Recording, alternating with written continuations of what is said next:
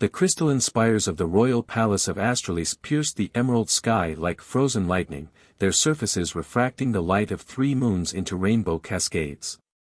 Princess Talia stood at her chamber window, her delicate 4'2" frame dwarfed by the towering architecture designed for her people's typically 7-foot stature. Her iridescent skin shimmered with anxiety as she watched the royal guard training in the courtyard below. "Your Highness," a voice called from behind her. "The council awaits." Talia turned to face her attendant, straightening the formal robes that had been altered countless times to fit her small frame. "Thank you, Vestra. Though I doubt they await me with any enthusiasm." The great council chamber buzzed with whispers as Talia entered, her footsteps echoing against the marble floor. The council members, each nearly twice her height, looked down from their elevated seats with barely concealed disdain. First Minister Draken's voice boomed across the chamber, silencing the murmurs. "Princess Talia, you approach your ascension day, yet concerns persist about your ability to command respect as our future queen." His silver eyes narrowed. "The ancient laws require our monarch to project strength and authority. Your stature presents unprecedented challenges." Talia's throat tightened, but she kept her voice steady. "My physical size does not diminish my capacity to rule, First Minister." "The people disagree," another council member interjected. "The riots in the outer districts grow worse each day. They say a diminutive queen will make our empire appear weak to our enemies." Before Talia could respond, the chamber doors swung open. A human male entered, his uniform bearing the insignia of the Terran Diplomatic Corps. Despite being shorter than the Astralisians, he carried himself with unmistakable authority. "Commander James Hayes, Your Highness," Draken announced, his tone carrying a hint of mockery. "Your new head of security, courtesy of our alliance with Earth." Talia studied the human with curiosity. He stood about 6 feet tall, with sharp features and eyes the color of storm clouds. Unlike the council members who towered over her with deliberate intimidation, he met her gaze directly, offering a respectful bow.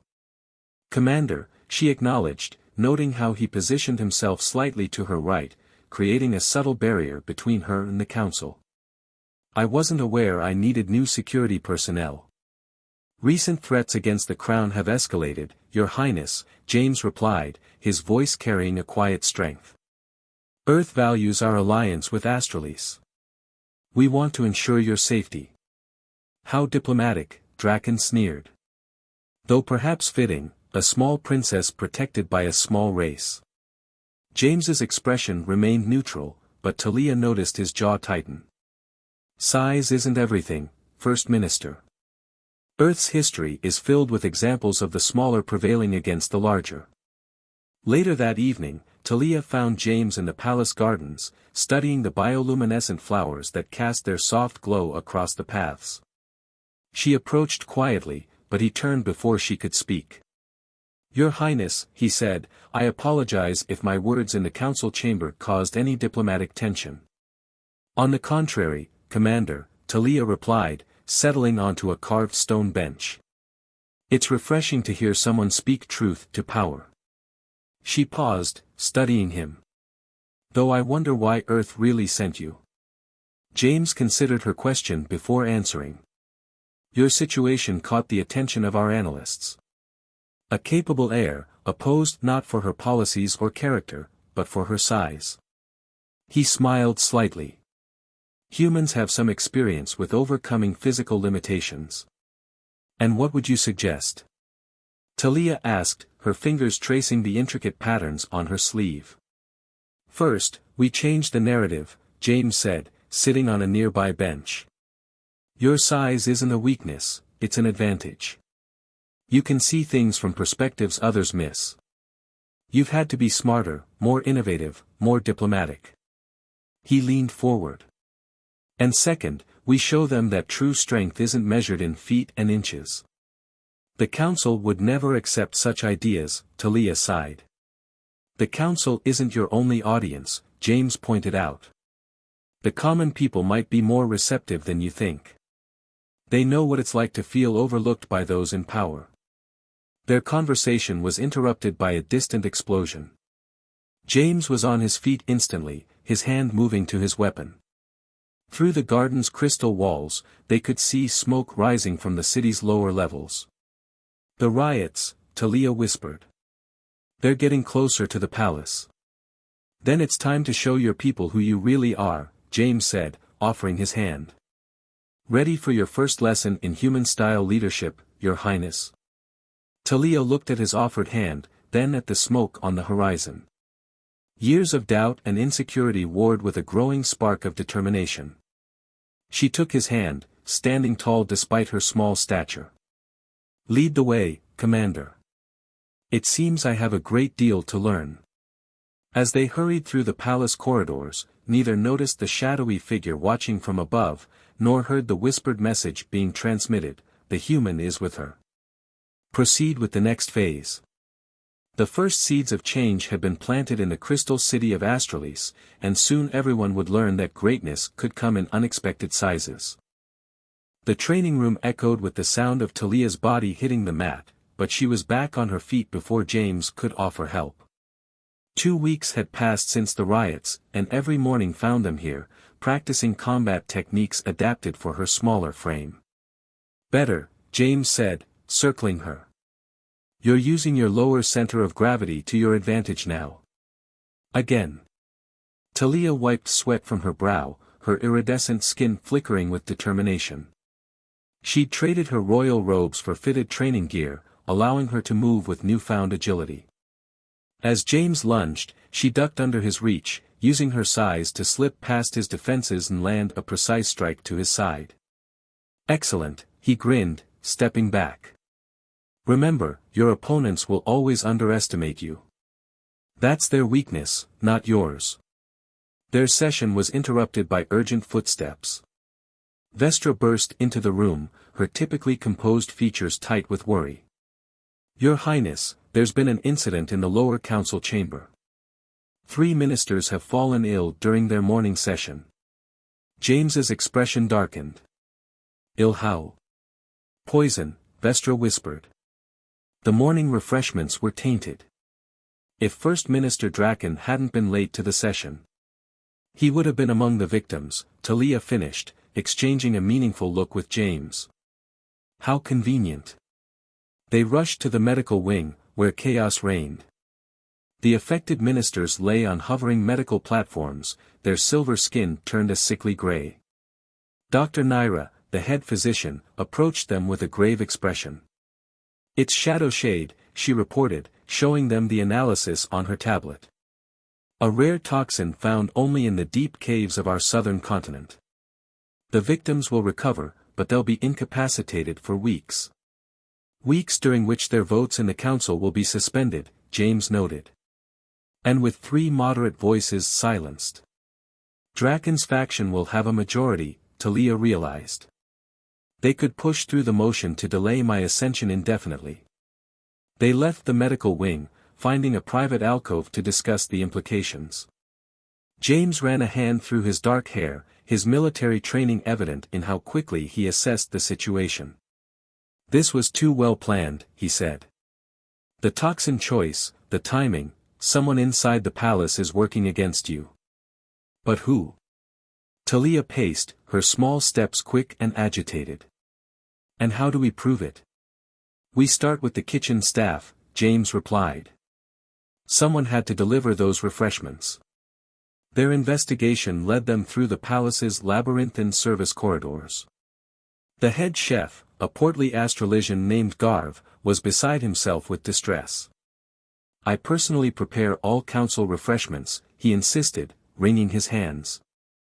"But this morning, one of the new serving staff offered to deliver them. Said they had clearance." "Description?" James demanded. "Tall, even for our kind. Wore the standard uniform, but..." Garv hesitated. "Their skin pattern was unusual. More geometric than organic." Talia's eyes widened. "Cosmetic modification. It's popular among the elite families, including Draken's household." Before they could pursue this lead, the palace's security system blared to life. Red emergency lights pulsed through the corridors as Vestra's voice came over the comm system, security breach in the East Wing. Armed intruders have breached the diplomatic quarters. The investigation was a diversion, James realized, already moving. They wanted to draw us away from your chambers. They raced through the palace, James leading while Talia kept pace surprisingly well thanks to their training sessions. As they approached her quarters, the sound of energy weapons discharging echoed through the halls. "Stay behind me," James ordered, drawing his sidearm. "No," Talia countered, retrieving a small device from her boot, a weapon he'd helped her modify for her size. "We do this together." They entered her chambers to find three masked figures ransacking the space. One held a data crystal, the kind used to store private communications and security codes. What followed was chaos. James engaged the largest intruder while Talia used her small size to her advantage, just as they'd practiced. She rolled under a plasma burst, came up firing, and disabled one attacker's weapon. The third assailant charged her, clearly expecting an easy target. Instead, Talia sidestepped, used his momentum against him, and sent him crashing into an ornate desk. The fight ended as quickly as it began. Palace security arrived to find three unconscious intruders and their princess standing tall despite her small stature, weapons still at the ready. "Search them," James commanded. Carefully. The search revealed damning evidence, communications devices linked to frequencies used by Draken's personal security, and security passes that could only have come from someone with high-level access. "We can't move against Draken directly," Talia said later, as they reviewed the evidence in a secure room. "Not yet. He'll have contingencies." "Agreed," James nodded. "But now we know for certain. And more importantly, your security team saw you fight today. They saw their princess stand her ground." Talia smiled, remembering the looks of surprise and respect on her guards' faces. "Small victories, Commander. The best kind, Your Highness." He paused, considering their next move. "The question is, what's Draken planning next?" "Whatever it is," Talia replied, her determination evident in her flickering skin patterns, "will be ready. I'm done letting others define my worth by my size." As night fell over the Crystal City, news of the princess's role in thwarting the intruder spread through the palace. Servants whispered about how she'd fought alongside her human guard, how she'd shown courage and skill despite her size. Small victories indeed, but sometimes the smallest seeds grew into the strongest trees. In his private chambers, Draken received the news of the failed operation with cold fury. "Complications can be managed," he told his conspirators. "Proceed with the next phase. The girl has had her moment of glory. Soon, she'll learn that some challenges can't be overcome with mere courage." But as he plotted, he failed to notice how the whispers about the princess were spreading beyond the palace walls, into the city streets where common people lived. People who knew what it meant to be underestimated, to be looked down upon. People who were beginning to wonder if perhaps they'd judged their tiny princess too quickly. The game was changing, and not everyone had realized the rules were no longer the same. The diplomatic shuttle cut through Astralis's emerald atmosphere, its sleek form reflecting the light of three setting moons. Inside, Talia studied tactical displays while James piloted, their destination being the notoriously unstable border territories. "Running away won't solve anything," First Minister Draken had sneered during the emergency council session. "The people need a strong presence in the capital, not a princess who hides in the outer regions." But Talia wasn't running. The attacks in the palace had revealed Draken's influence, yet also exposed his weakness. His focus remained solely on the capital, ignoring the vital border territories where unrest was growing. Approaching Outpost Zenith, James announced, interrupting her thoughts. "Ready for your first diplomatic mission beyond the capital?" "Ready or not, changes are coming," Talia replied, adjusting her ceremonial armor, a new design that complemented her small frame rather than trying to compensate for it. "The border territories have been neglected for too long. Outpost Zenith emerged from the crystalline mountains like a jagged tooth, its weather-worn structures a far cry from the capital's elegance. As their shuttle landed, Talia noted the minimal security presence and the wary looks from the local population, a mix of astrolesians and various alien species who'd settled in the frontier. Governor Wren, a battle-scarred veteran with cybernetic enhancements, waited on the landing pad. His surprise at Talia's size was quickly masked by diplomatic courtesy, but the whispers among his staff were harder to hide.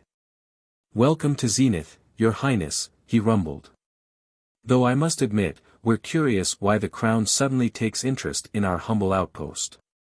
"Because it's time for change, Governor," Talia answered, meeting his gaze steadily. "Show me everything, the good and the bad. I want to see what the Council has been ignoring." The tour revealed a settlement on the brink. Security systems were outdated, medical facilities understaffed, and trade routes plagued by pirates.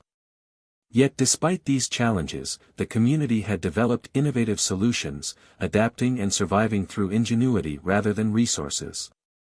"Your people are remarkably resilient," Talia observed during a community gathering that evening.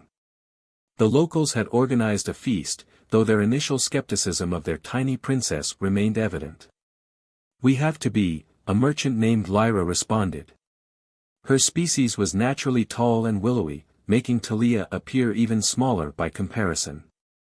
"The capital doesn't exactly make things easy for us out here." "That's why I'm here," Talia said, raising her voice slightly to address the gathering crowd. "Not to make empty promises, but to understand and act.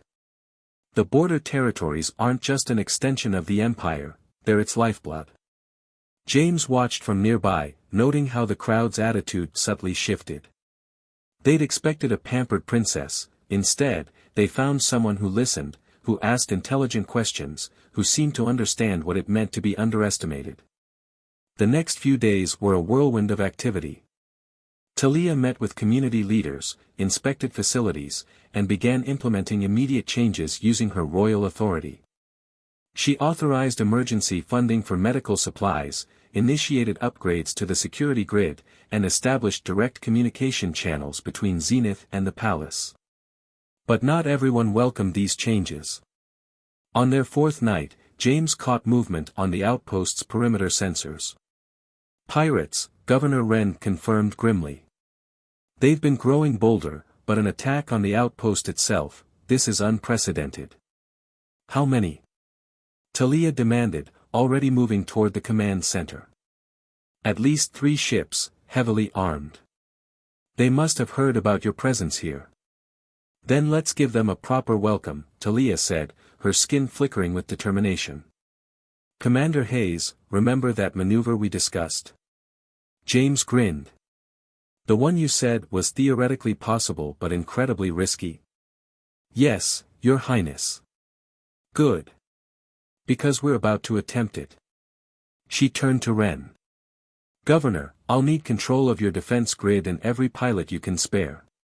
What followed would later be known as the Battle of Zenith. The pirates, expecting an easy target, found themselves facing a coordinated defense unlike anything they'd encountered in the border territories. Talia, using her understanding of being underestimated, had transformed it into a tactical advantage. She directed the defense from the command center, her small form moving quickly between stations as she coordinated their forces.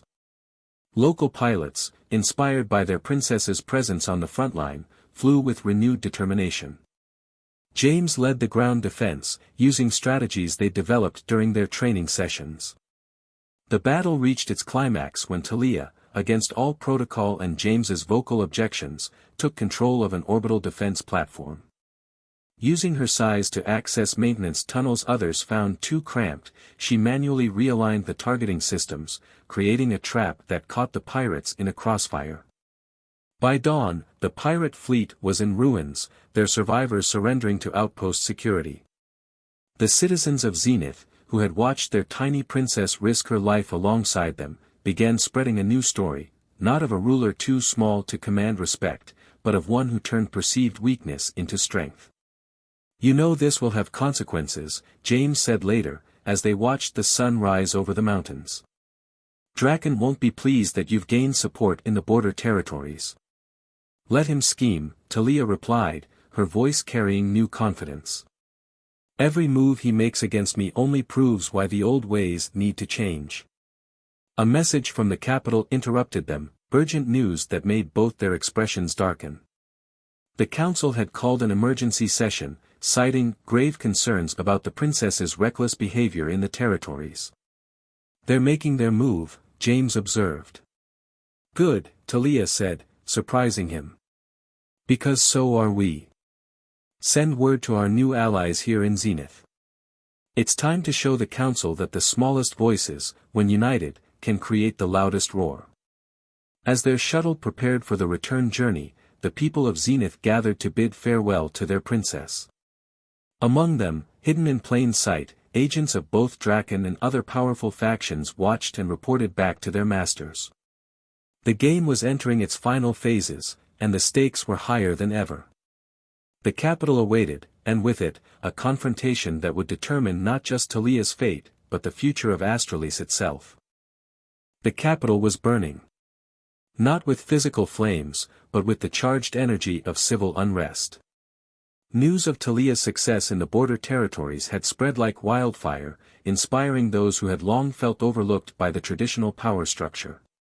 Talia and James's shuttle approached the crystal spires of the palace under heavy escort, the city below them a maze of protests and counter-protests. Draken supporters clashed with citizens demanding reform, while security forces struggled to maintain order. They've mobilized the elite guard, James noted, pointing to the heavily armed units surrounding the palace. Draken's not taking any chances. He shouldn't, Talia replied, her voice steady despite the tension. But neither should we. The landing pad buzzed with activity as they disembarked. Vestra rushed to meet them, her usually composed features strained. Your Highness, the council chamber, they're voting to suspend the monarchy entirely. Draken claims it's the only way to restore order. How convenient, James muttered. Create chaos, then offer yourself as the solution. They made their way through corridors thick with armed guards, many of whom subtly inclined their heads to Talia as she passed. Their training sessions and her actions in the border territories had not gone unnoticed, even among Draken's forces. The council chamber doors swung open to reveal chaos. Ministers argued heatedly while Draken stood at the center, his imposing figure commanding attention. He turned as Talia entered, his expression a mask of false concern. Ah, the princess returns, he announced, silencing the chamber. Perhaps you'd care to explain how your reckless actions in the border territories have destabilized our entire society? Talia stepped forward, and for the first time, many noticed how she carried herself, not apologizing for her size, but owning it. Interesting choice of words, First Minister. Destabilized. Tell me, what's more destabilizing, addressing the needs of our neglected territories, or poisoning council members to manipulate votes? Gasps echoed through the chamber. Draken's eyes narrowed. Careful, princess. Such accusations without proof. Oh, we have proof, James interrupted, stepping forward with a data crystal. Amazing what people will reveal when they think they're talking to fellow conspirators. Governor Wren's security chief was quite thorough in his intelligence gathering. Draken's composure cracked slightly. Guards. Arrest them for treason. But when the elite guard moved, it wasn't toward Talia and James.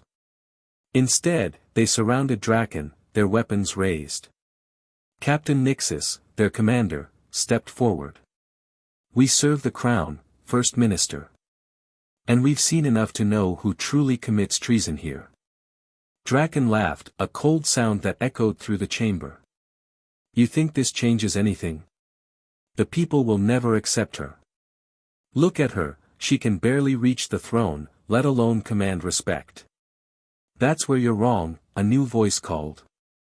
Minister Lyra from the border territories strode in, followed by a delegation of citizens from every region of Astralis.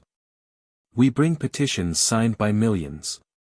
The people have seen their princess fight for them, listened to them, risk her life for them. They don't want another tall tyrant, they want a leader who understands what it means to be overlooked. Draken's face contorted with rage.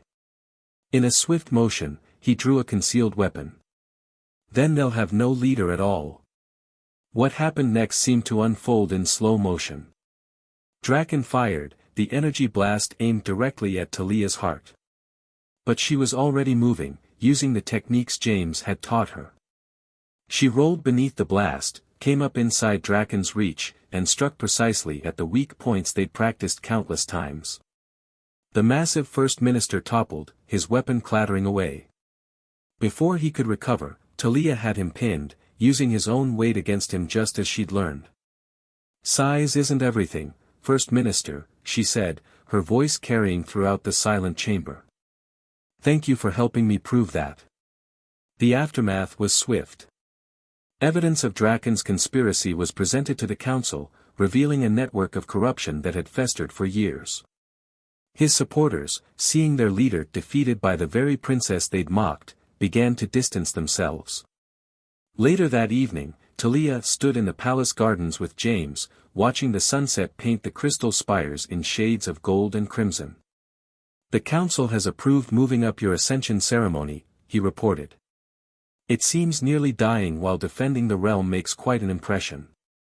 Talia smiled, though her expression remained thoughtful. "We still have work to do.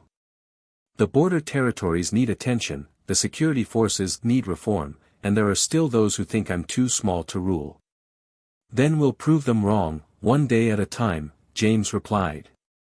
"Though I admit, watching you take down Draken was a highlight of my diplomatic career."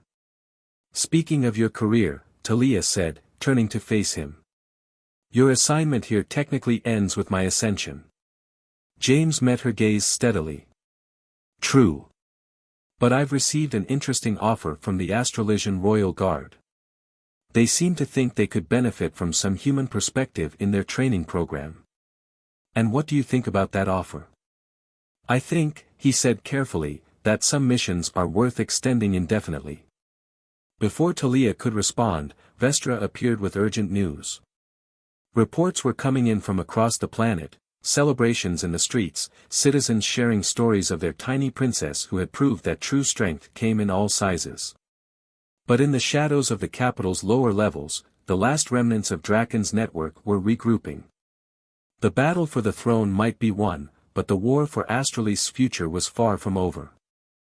Dawn broke over Astralis's capital city on the morning of Talia's Ascension Day, the 3 moons still visible like pale ghosts in the emerald sky. The Crystal Palace gleamed with anticipation, its spires adorned with ceremonial banners that rippled in the morning breeze. In her chambers, Talia stood before a mirror while attendants made final adjustments to her coronation regalia. The traditional robes had been redesigned, no longer attempting to make her appear larger but instead celebrating her unique stature. Intricate crystal patterns traced across the fabric, catching light and throwing rainbow reflections across the walls. "The security teams report everything is in position," James said, entering after a respectful knock. He'd traded his usual tactical gear for a formal uniform that bore both Earth and Astrolesian insignias. "Though there's been chatter about possible disruptions from Draken's remaining supporters." "Let them try," Talia replied, turning to face him. "We're done hiding from threats." The Great Hall of Ascension was packed with dignitaries from across the galaxy. Towering Astrolesians stood alongside representatives of various species, including a significant Earth delegation. The crowds outside the palace were even larger, gathering to watch the ceremony on massive projection screens. As Talia prepared to enter, Minister Lyra approached with urgent news. "Your Highness, our intelligence networks have detected movement in the old catacombs beneath the palace. It seems some of Draken's loyalists planned one final attempt to prevent your coronation." "How many?" James asked, instantly alert. "At least 30, heavily armed. They're trying to access the ancient security systems beneath the throne room." Talia's expression hardened. "They expect us to delay the ceremony, to show weakness." She turned to James. "Commander, I believe it's time to demonstrate that new security protocol we developed. James grinned. The one inspired by your ability to access spaces others find too small. Already in motion, Your Highness. Throughout the catacombs, Draken's followers were about to discover that their knowledge of the palace's architecture was outdated. Over the past weeks, Talia and James had mapped every maintenance tunnel, every forgotten passage that larger astrolations had dismissed as unusable. Now these spaces were filled with sensor nets and compact defense drones, turning the rebels' own assumptions about size against them. The ceremony began with traditional grandeur. Talia walked the length of the great hall, her small stature somehow making her presence even more remarkable. She approached the ancient throne, a massive crystal structure that had intimidated her since childhood. The high priestess began the ritual words, but before she could finish, the floor trembled. Explosions echoed from below, and armed figures burst through hidden panels in the walls. Panic erupted as guests scattered. But Talia didn't move from her position. Instead, she raised her hand, triggering the signal James had been waiting for. The compact defense drones they'd positioned swarmed out of ventilation shafts, while loyal guards emerged from hidden positions throughout the hall.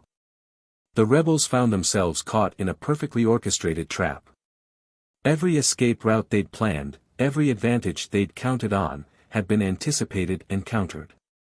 In the confusion, they didn't notice their leaders being systematically isolated and captured by teams led through the small access tunnels that only someone of Talia's size could have mapped. Standing before the throne, Talia's voice cut through the chaos. Enough. The authority in her tone froze everyone in place. Look around you. Look at what your fear of change, your obsession with physical power, has brought us to. She ascended the steps to the throne, speaking not just to the rebels but to everyone watching across the planet. You thought my size made me weak, made our kingdom vulnerable. But I see now that it was our inability to embrace difference that truly weakened us. Today, we change that. The rebels, seeing their plans unraveling and their leaders captured, began surrendering. James coordinated with security forces to secure the hall while Talia continued the ceremony, refusing to let violence interrupt this historic moment. When the ancient crown was finally placed upon her head, something remarkable happened. The crystal throne, which had remained unchanged for generations, began to glow. The archivists would later discover that the throne was designed to respond to the true heir's touch, regardless of their physical form.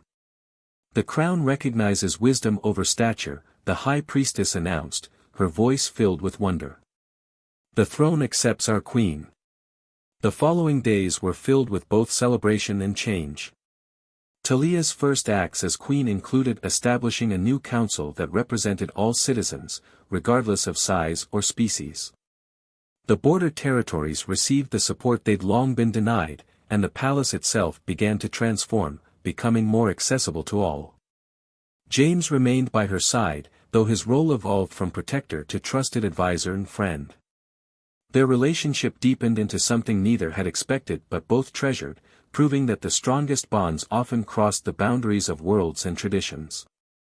One evening, months after her coronation, Talia stood in the palace gardens where she and James had first discussed changing the narrative about her size. The capital city spread out below them, its crystal towers now reflecting a more inclusive and dynamic society. Having any regrets? James asked, joining her at the balcony. About proving everyone wrong? Talia smiled. Never. Though I doubt they'll ever stop underestimating me entirely. Good, he replied. Because that's still your greatest strength. The moment they stop underestimating you is the moment they've finally learned their lesson. As night fell over Astralis, the story of their smallest queen was already becoming legend. But for Talia, it was just the beginning. She had shown her people that true power came not from physical size but from the size of one's heart and the strength of one's convictions. The crystal spires of the palace caught the light of the rising moons, sending rainbow cascades across the city, a reminder that sometimes the most beautiful things came in unexpected packages, and the greatest changes started with the smallest steps.